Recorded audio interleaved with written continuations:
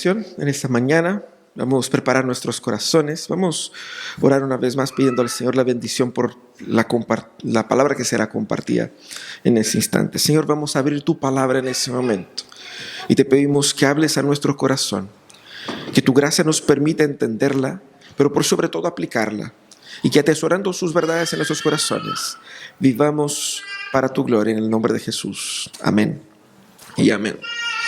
Bien, hermanos, nosotros estamos iniciando el año con una nueva serie de talks. Necesitamos, ¿no?, dar una limpiada ahí en el corazón, en la mente, y eso es lo que vamos a conversar durante este mes de enero. Vamos a hablar sobre cómo limpiar la mente, es el tema de hoy, cómo cuidar el corazón, cómo abandonar los malos hábitos, cómo ordenar las finanzas y también cómo proyectarse la vida. Así que sobre esos temas vamos a hablar durante el mes de enero.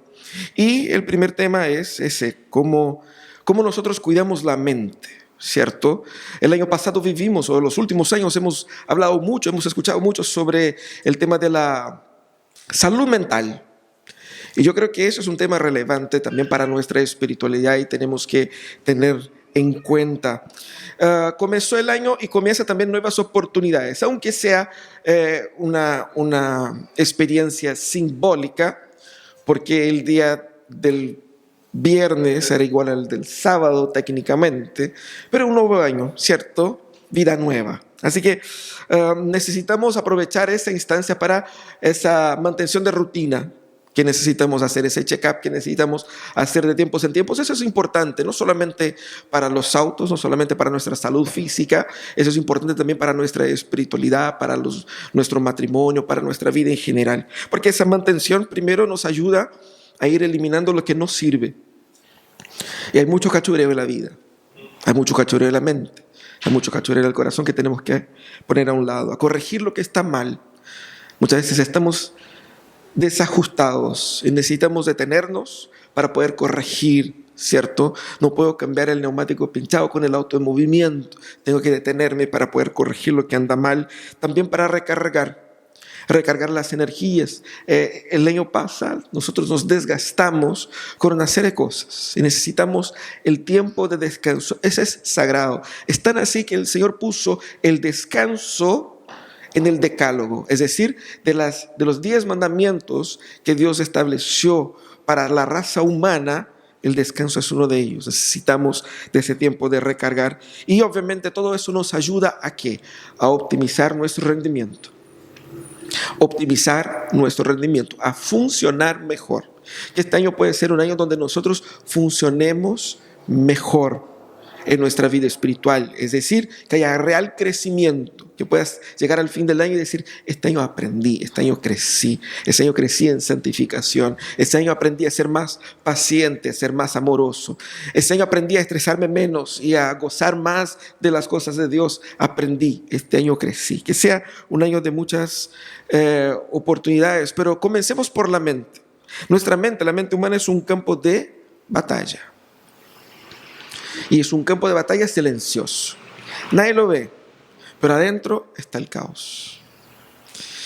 Y a veces nosotros no somos conscientes de lo tanto que eso está afectando. No, el cuerpo humano es un organismo integral. Y no puedo separar lo que yo pienso de lo que yo siento, de lo que yo hago. Están todas las cosas conectadas. Y a veces me siento mal porque pienso mal. Tenemos que aprender a ver cómo el Evangelio nos ayuda a corregir también lo que yo pienso. Fíjate que muchas personas sufren constantemente porque se ven atormentados por una serie de pensamientos destructivos, inútiles, pecaminosos. Y muchas veces nosotros nos olvidamos de que pensar cansa, ¿cierto? Pero pensar mal no solamente nos cansa, como también nos frustra. Porque si estoy pensando constructivamente, eso obviamente tiene un costo físico y emocional. Pero si estoy pensando mal, eso además de desgastarme, me hace daño. Me frustra, me genera esa sensación de inutilidad, de pérdida y obviamente de ser llevado a actitudes que yo no quería hacer, pero que las construí por medio de pensamientos. Y es interesante porque uno dice ya, ¿qué voy a hacer entonces? ¿Cómo me libro de estos pensamientos? Tenemos que entender que primeramente es un proceso orgánico, ¿cierto? No hay, ni se imaginen aquí que voy a dar una receta y decir, si haces eso, vas a hacer una limpieza total en su disco duro y vas a despertarte como un nuevo hombre, una nueva mujer. No, eso no pasa. El ser humano es mucho más complejo. Y debo entender cómo funciono yo. Porque fíjate que las peores ideas, los peores pensamientos normalmente surgen cuando uno está distraído. Cuando uno está distraído es donde te viene a la mente todo ese tipo de tontera. Un ejemplo concreto, David, el rey David. El rey David debiera estar luchando en la batalla, pero dijo, voy a sacarme una licencia. Este año no voy. Se quedó en la casa, en el ocio, haciendo nada. Dijo, bueno, me voy a poner en la ventana. Y se puso en la ventana y de repente ve por la ventana a la esposa del vecino. Estaba distraído. Y ahí vino el bichito. Oye, qué linda es. Así fue como David concibió en su mente, por estar distraído, la posibilidad de acostarse con la esposa del vecino. La mujer quedó embarazada, entonces tuvo que matar al vecino. Imagínate qué locura. Él estaba distraído y el pecado lo pilló volando bajo. También las peores ideas surgen cuando nosotros estamos en éxtasis. Sea un éxtasis de mucha exaltación o de mucha frustración. Cuando estamos así en el clímax del ánimo, de la alegría, es donde nosotros tomamos decisiones estúpidas. El muchachito que dio el primer beso en la primera polola. Nos vamos a casar mañana. Vamos a huir de casa nosotros dos. Nos amamos para siempre. Ideas estúpidas surgen cuando nosotros estamos fuera. Incluso cuando uno está profundamente enojado. Pero profundamente enojado, uno no solamente piensa, como dice, muchas cosas que no son verdaderas, que no es correcto, pero es ahí donde ese descontrol, ese desajuste nos ataca y solemos pensar cosas que no corresponden. También cuando uno está sufriendo. Cuando uno sufre mucho, uno empieza a dar vuelta en un montón de tonteras. Que Dios no me ama, que nadie me quiere, de por qué a mí y por qué no al otro. Y uno piensa, y es una serie de pensamientos que agrandan el dolor en vez de disminuirlo. Y normalmente ese momento de sufrimiento es acompañado por consejos que valen menos que los pensamientos que la persona está teniendo. No te sientas así. ¿Qué hago con esa información? No es mágica, ¿cierto? Cuando uno está sufriendo de una forma mucho más compleja de lo que ya decidí no sufrir entonces. No es así que funciona el ser humano. Pero hay otro momento en que nosotros fracasamos en gobernar nuestros pensamientos, es cuando estamos cansados. Y eso es muy peligroso, porque cuando uno está cansado, uno no está ni ahí. No está ni ahí. Cuando uno está cansado, uno ya está, ¿sabe qué? Me da igual. Por eso uno no debe ir al súper cuando tiene hambre. Porque por el cansancio físico que produce, uno va a comprar más. Y va a comprar lo que engorda más. ¿Cierto? No tomes decisiones cuando estás muy cansado. Porque cuando uno está cansado, uno está desahuciado de la vida. Ya no quiero más, yo quiero descansar, ya no tengo fuerzas. Y cuando uno no tiene fuerza también para pensar bien, para pensar con claridad. Y por eso debemos cuidar la mente. La mente es un campo de batalla. Fíjate que nosotros no podemos evitar esos momentos. Yo no puedo evitar de estar cansado, yo no puedo evitar de sufrir, yo no puedo evitar de estar en algún momento de mucha alegría, mucha tristeza, mucho enojo. Yo no puedo evitar ni siquiera estar distraído. El punto aquí no es ese. El punto es que en la vida pasamos por todos esos momentos, pero si yo preparo mi corazón y mi mente cuando estoy bien, cuando esté distraído, cuando esté cansado, cuando esté sufriendo, cuando esté en éxtasis, tendré mejores recursos para enfrentar toda la locura que invade la mente. Y obviamente que Satanás espera esos momentos de debilidad para llevarnos a pensar tonteras. Por eso ese es el punto. Debemos nosotros preparar nuestras mentes cuando estamos bien, descansados, para tener recursos en los momentos de dificultad. Y fíjate que el texto que vamos a estudiar es un texto que está en Filipenses 4 y vamos a estudiar únicamente el versículo 8, que dice así: por último, hermanos, consideren bien todo lo verdadero, todo lo respetable, todo lo justo, todo lo puro, todo lo amable, todo lo digno de admiración, en fin, todo lo que sea excelente o merezca elogio. Ese texto está en el capítulo 4 del libro de la carta de Pablo a la iglesia de Filipos. Y en ese capítulo él empieza retando a la iglesia, orientando a dos hermanas de la iglesia que estaban peleadas a que se pongan de acuerdo. Ustedes están peleadas, no se peleen. Y luego da una serie de instrucciones, porque esa iglesia estaba viviendo bajo persecución. Cuando uno piensa persecución, uno piensa así como que la policía está en la puerta, que están llevando a la cárcel, pero normalmente esa persecución se daba de una forma mucho más, digamos así, menos evidente, como eso, lo que dije, pero mucho más compleja. Es persecución en el sentido de que tú eres cristiano y vas a la venta y no te van a vender, o te van a vender por el doble del precio, a que no te van a dejar matricular tus hijos en el colegio, a que no van a comprar en tu negocio, a que no van a dejar entrar en ciertos locales, a que el gobierno no te va a dar ciertos beneficios. Ese tipo de persecución que frustra, que duele, que segrega. Ellos estaban viviendo eso. Y entonces el apóstol Pablo va y dice: mira, consciente de que ustedes están sufriendo, primeramente alégrense en el Señor, no en las circunstancias, en el Señor. Luego ustedes también pongan delante del Señor todas sus peticiones. No anden calentando su sufrimiento. Presenten ante el Señor y derraman ante el Señor sus preocupaciones. Y ahí entonces la paz de Dios guardará vuestros corazones y vuestros pensamientos. De nuevo el versículo 7, él dice: por último, consideren los pensamientos de ustedes. Bajo el estrés en lo que están, ustedes tienen que entender que la forma como ustedes piensan es muy importante, porque eso va a gobernar también los sentimientos de ustedes. Piensen bien y pongan en práctica lo que yo les enseño, lo que dice el versículo 9. Y vuelve a repetir: y la paz de Dios estará con ustedes. Paz, eso es lo que todos queremos. Paz. Para que haya paz, necesitamos aprender a pensar bien. Y ese es el mandamiento de ese texto. Y es interesante porque uno va a decir: bueno, tengo que cuidar lo que pienso. Y eso se confunde con muchos de las teorías humanistas de nuestros días, ¿cierto? Primeramente uno va a decir: eso suena a pensamiento positivo.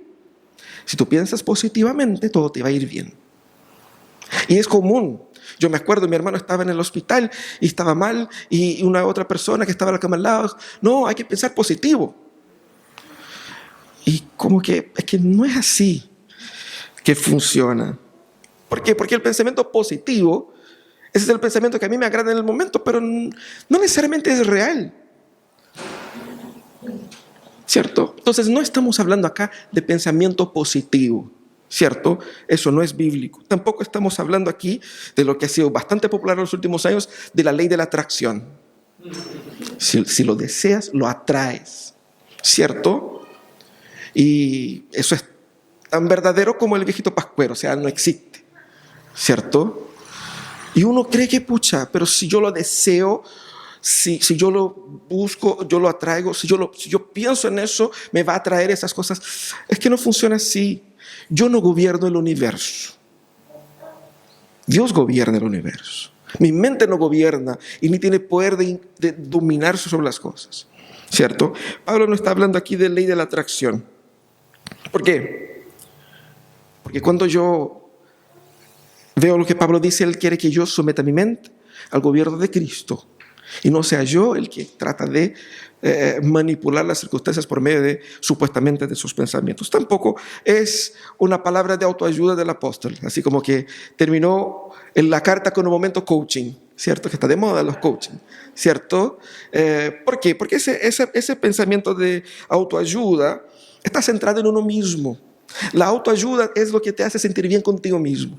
Tú eres bacán, tú eres fuerte, tú eres poderoso y tú lo lograrás. Si te dispones a hacerlo, lo vas a conquistar.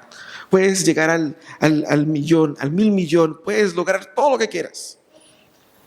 No, Pablo no dice eso, la Biblia no dice eso. Eso es lo que queremos escuchar, pero no es lo que queremos, no es lo que la Biblia quiere para nosotros. ¿Por qué? Porque es una forma de pensar profundamente antropocéntrica, y Pablo está hablando aquí desde una cosmovisión cristocéntrica. Y ya vamos a ver cómo las palabras de Pablo se encajan perfectamente en una lógica de pensamiento cristocéntrica. Pero veamos cómo Pablo escribe eso. ¿Qué es lo que Pablo nos está diciendo con ese versículo? Es un versículo muy interesante, porque en ese versículo nosotros tenemos ahí 4 pares de adjetivos que están separados por conceptos de mérito y de virtud, ¿cierto? Tenemos ahí, él dice todo lo verdadero, y luego dice todo lo respetable.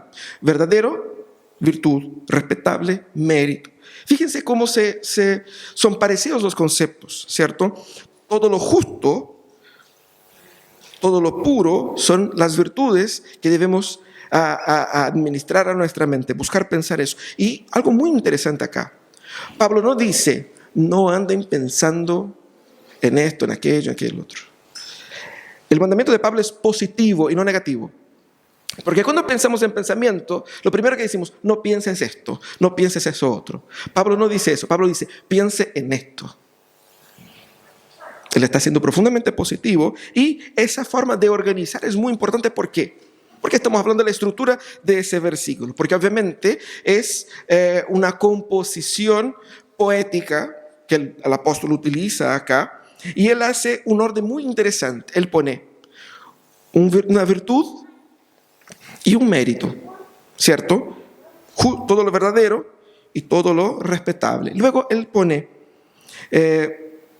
2 virtudes, todo lo justo y todo lo puro. Luego él pone de nuevo 2 méritos, todo lo que sea amable y todo lo que sea de admiración. Y concluye con nuevamente un adjetivo que apunta hacia la virtud. De hecho, utiliza esa misma palabra, si hay alguna virtud, y un otro adjetivo que apunta hacia el mérito. ¿Qué significa todo eso? Pablo quiere que nosotros entendamos que la forma de pensar debe ser alimentada por lo que tiene virtud y por lo que es constructivo, lo que tiene valor. Mérito apunta a eso, algo que tenga valor. ¿Por qué? Porque virtud sin mérito es opresión. Si yo soy justo pero no tengo amor, yo voy a destruir a una persona. Pero también, por otro lado, mérito sin virtud es perversión. Porque trato de amar de forma injusta, de forma impura. Eso es lo que Pablo quiere que entendamos. Por eso la estructura: una virtud, un mérito. Virtud, virtud, mérito, mérito, virtud y mérito. Para reforzar el concepto. Pero ya, aquí tenemos un poco ese orden, ¿cierto? Él pone ahí virtud, mérito, verdadero, respetable, virtud, virtud, justo y puro, mérito, mérito, amable y digno de admiración. Por eso, sin virtud, sin mérito es opresión, y mérito sin virtud es perversión. Pero ya, vamos a cada uno de estos rápidamente. ¿Qué es lo que está Pablo, qué es lo que realmente está diciendo el apóstol aquí? Primeramente, él dice todo lo verdadero. Él comienza por ahí, porque eso es el inicio de lo que debe abundar nuestro corazón y nuestras mentes. Yo debo rechazar todo tipo de pensamiento que sea mentiroso y alimentarme por lo verdadero. Es como el ejemplo que ya he contado en otras ocasiones, donde para entrenar a las personas que trabajan en el banco en algunos países, ellos no ponen a esas personas a trabajar con notas, con billetes falsos. Ellos dan mucha experiencia a esas personas con los billetes verdaderos, para que identifiquen cuál es el verdadero. Porque cuando sabes bien lo verdadero, identificarás al tiro lo falso. Ese es el principio de Pablo acá, ¿cierto? Y es importante que entendamos eso. Ese es el principio que debe gobernar nuestras vidas. Porque Dios es la absoluta verdad. Y Él dice en su palabra que el diablo es el padre de la mentira. No se permite alimentar en el corazón ningún tipo de pensamiento que sea falso, que sea mentiroso. Incluso cuando nosotros empezamos a pensar cosas sobre los demás o sobre nosotros mismos, debemos preguntarnos, ¿es así? No sé. Entonces a lo mejor no voy a seguir alimentando algo que yo no sé si es verdad o no. Comencemos por ahí, ese es el primer filtro. Luego el apóstol Pablo, todo lo que es respetable, en oposición a todo lo que es ofensivo. Ahí la idea es algo que sea digno. Y una forma de entender eso es, si lo que yo estoy pensando no lo puedo decir en voz alta, mejor no debiera pensar eso. ¿Qué es lo que nosotros hacemos? Nosotros tenemos una técnica que pensamos que nos permite pecar sin pecar. Eso yo pienso pero no lo digo. O sea, si yo no lo puedo decir, no debiera pensar.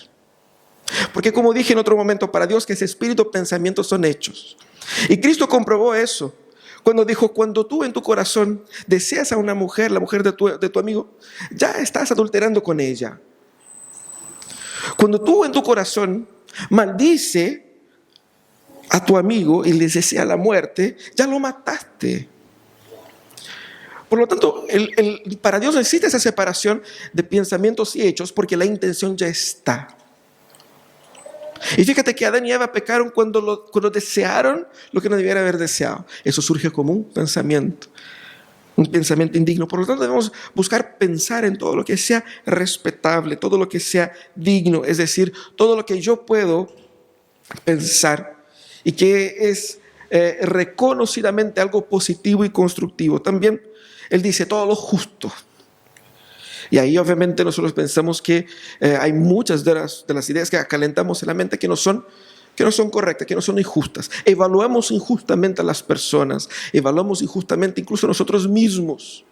Porque uno piensa que injusto es sacar provecho de otros, pero nosotros a veces estamos sacando provecho de otros. Y alimentamos, y la injusticia nace ahí. La injusticia nace en los pensamientos. Y es difícil porque uno piensa en justicia como un hecho, con acciones. Lo que Pablo nos enseña y lo que la Biblia nos enseña es que Dios quiere que nosotros seamos justos en la forma de pensar, porque esa es la verdadera justicia. Tú no puedes decir con honestidad delante de Dios que no pecaste, porque no hiciste el daño, pero sí sigues pensando y alimentando el daño en su mente. Debemos luchar contra ese tipo de pensamiento, contra todo lo que sea injusto, contra los demás y contra uno mismo. Ahora, también el apóstol apunta a todo lo puro. Y ahí uno va a decir, bueno, pensamientos impuros. Cuando uno utiliza esa expresión, pensamientos impuros, está hablando de ¿qué? De sexo, ¿cierto? Pensamientos impuros está vinculada a la sexualidad. Pero no necesariamente. Es porque nuestra cultura nos conduce a eso y quizás ponemos mucho énfasis en eso. Pero la idea de la pureza también la tenemos en otros contextos. La pureza, por ejemplo, del aceite, la pureza del vino, la pureza del agua. ¿Cómo medimos eso? La pureza es asociada con la ausencia de mezcla o la perfección en la mezcla, para que no haya contaminación. Y la contaminación es un problema. Aquí, cuando el apóstol Pablo dice, piensa en todo lo que sea puro, la idea es que nuestros pensamientos sean transparentes, nuestros pensamientos sean, que no tengan esa mezcla. Y más, que yo no alimente en mi corazón pensamientos de manipulación.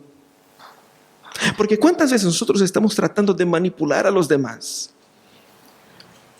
De sacar provecho, de engañar, de dar una media verdad y lo tenemos calculado. ¿Cuánto me va a costar? Estamos jugando con estos conceptos, con esas ideas, con esos pensamientos. El apóstol Pablo apunta a eso. Debemos desechar ese tipo de pensamiento. Y no solamente eso, obviamente, pensamientos de todo tipo de impureza, también a nivel sexual, también a nivel social, en todos los contextos. Pablo apunta también a lo que sea amable. Amable, aquí va directamente en la relación con el otro, algo que produzca el bien al prójimo. Y fíjate que cuesta muchas veces pensar así porque estamos tan concentrados en lo tanto que sufrimos, en lo tanto que merecemos, en lo tanto que nos queremos, en lo tanto que no nos han dado, en lo tanto que yo, y que me cuesta pensar amablemente. Todo lo amable aquí es rechazar todo tipo de pensamiento que sea detestable, todo tipo de pensamiento que produzca odio en otros, todo tipo de pensamiento que no procede de la predisposición de amar. Pensar con amabilidad es preparar la mente para amar a alguien. Es amar con la mente y no solamente con el corazón. Y nosotros sabemos que el ser humano es un organismo complejo, pero integral. De manera que el amor se vive en la mente, en el corazón y en las manos. Uno siente, uno piensa, pero también uno actúa, obrando amor en la vida de otros. Ahí el apóstol concluye con eso, todo lo digno de admiración. Como que reforzando lo primero que dijo, como todo lo respetable. Aquí la idea es que todo lo que no sea rechazable, todo lo que las personas al leer nuestras mentes pueden decir, pucha, qué bien, te felicito por eso. Y es interesante, porque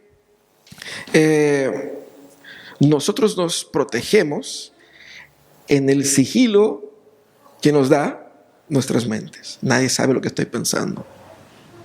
Lo que el apóstol Pablo va a decir es que no se confíen en el sigilo de la mente de ustedes. Piensen de tal manera a que sus mentes fueran así de públicas. Porque si yo alimento la forma de pensar así, eventualmente estaré actuando así. No puede ser una persona que obedece al Señor, sino concibe la obediencia en sus pensamientos. Y menos obedecerás al Señor en los momentos donde estás cansado, distraído, sufriendo. ¿Por qué? Porque su mente ha alimentado una serie de pensamientos destructivos y pecaminosos. Y el pecado nace ahí, en una idea. Ustedes conocen esa película de 2010 llamado Origen, esa con, ¿cómo se llama ese?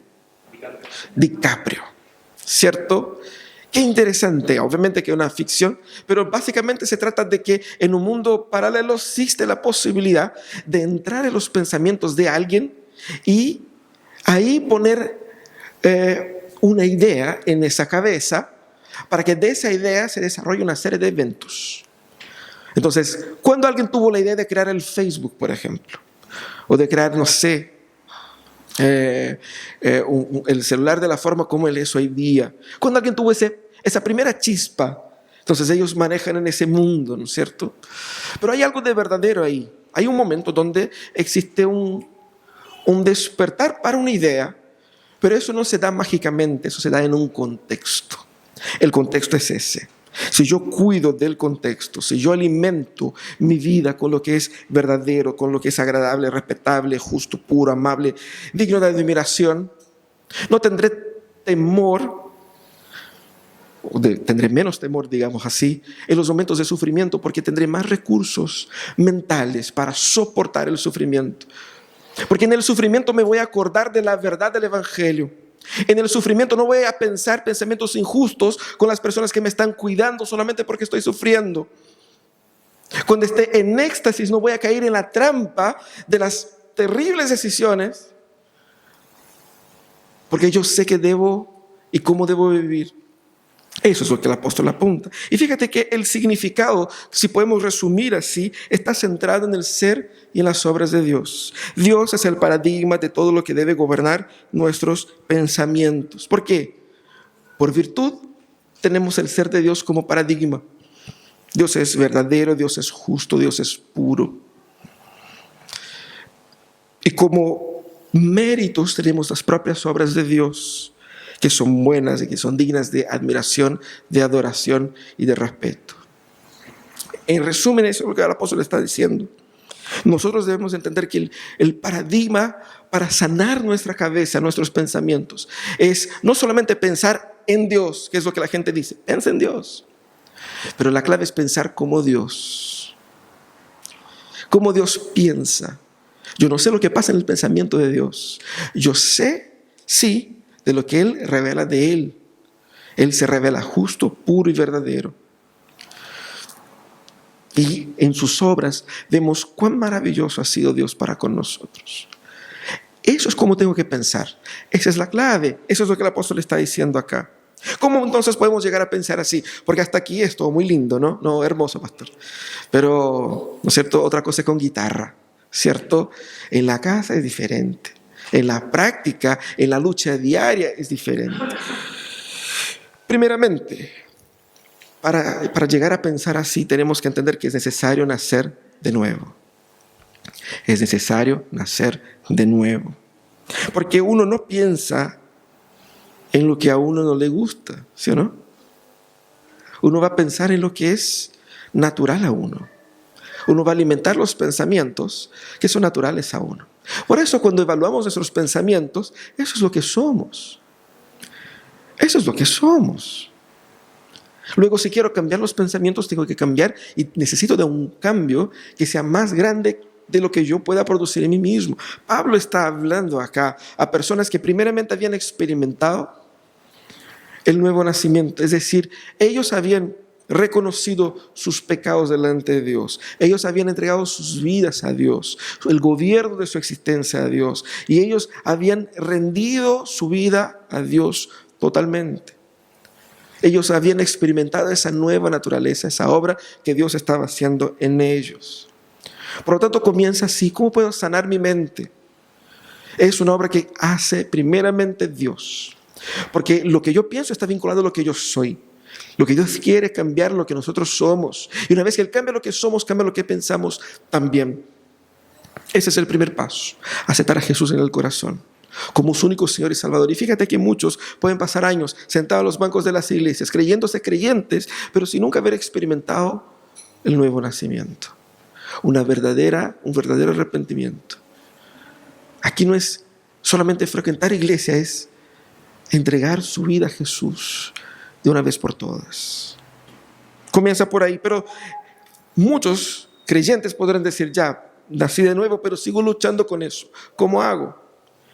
Pablo dice que debemos buscar concentrarnos en eso, pensar en eso, meditar en eso. Si él dice así es porque es algo que podemos hacer, que es posible de hacer. Pero también lo que quiere decir Pablo es que debe ser intencional, no es mágica. No te va a pasar así, tomes agüita y no va a funcionar. Yo debo esforzarme en práctica. Nadie aprende a tocar, bueno, nadie es mucho decir, pero la mayoría de las personas no aprenden a tocar guitarra en un video de YouTube en 2 horas de práctica. Uno tiene que practicar por años, ¿cierto? Y ahí practicar, y ahí surge. Pero muchas veces nosotros queremos cambios profundos en nuestras vidas sin practicar. Debemos entender que eso es un proceso intencional, pero en ese nuevo nacimiento yo tengo una herramienta, el Espíritu Santo. Porque el Espíritu Santo, el que nació de nuevo, ¿qué es lo que está haciendo? Obrando santificación también en su mente, para que deje de pensar tontera. Y yo debo entender eso. Y debo alimentar la obra del Espíritu Santo. Cuando leo las Escrituras, cuando filtro lo que escucho, cuando no veo series que me van a dañar la mente, cuando no comparto de conversaciones que son netamente impuras, mentirosas, calumniosas. Porque eso entra y eso queda. Y fíjate que hay un principio importante acá. Nosotros no podemos borrar lo que pensamos. No es así que funciona. Nuestra mente funciona así. Yo voy alimentando y voy pensando en lo que estoy alimentando en mi mente. ¿Cómo dejo de pensar en esas tonteras?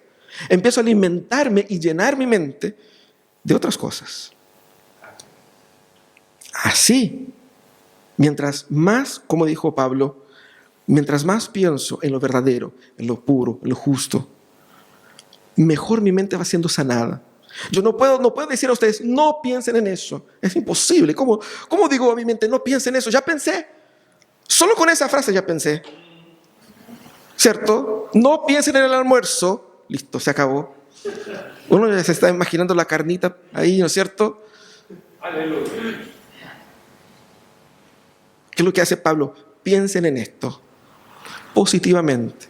Si yo relleno mi mente conscientemente, guiado y apoyado y fortalecido por el Espíritu Santo, de cosas que a mí son positivas, edificantes, cosas que hacen bien a mí y que hacen bien al otro, tendré yo en mi mente mucho más recursos para enfrentar los días malos. Evite esos ambientes tóxicos, esas personas tóxicas. 5 horas de TikTok e Instagram en el día te van a dañar la mente, sí o sí. ¿Cierto? No puedes pensar, ¿cómo cambio el pensamiento si sigo haciendo cosas que van a dañar mi forma de pensar? Evita, controla, ajusta tu vida, invierte en tu vida devocional. Por eso uno tiene que leer la Biblia todos los días. No tienes que leer 10 capítulos al día, lee 2, 1, pero que sea todos los días. Porque no solamente rutina, uno se va acostumbrando con la voz de su Señor al escucharla con mayor frecuencia. Y uno identificará el error de la mentira. Cuando alguien te quiere vender la pomada así como que no, hay que creer en esto, en aquello, uno va a decir, pucha, es que no es así. Porque uno ya va acostumbrándose con Dios positivamente. Aliméntate de lo que te hace bien. Pero obviamente que el versículo 9 complementa el versículo 8. No lo hemos visto acá específicamente, pero nos ayuda a entender la idea del apóstol aquí. Yo no puedo pensar que simplemente se va a quedar en la idea de los pensamientos. No puedo arreglar mis pensamientos solamente con ideas. Tengo que llevar a la práctica.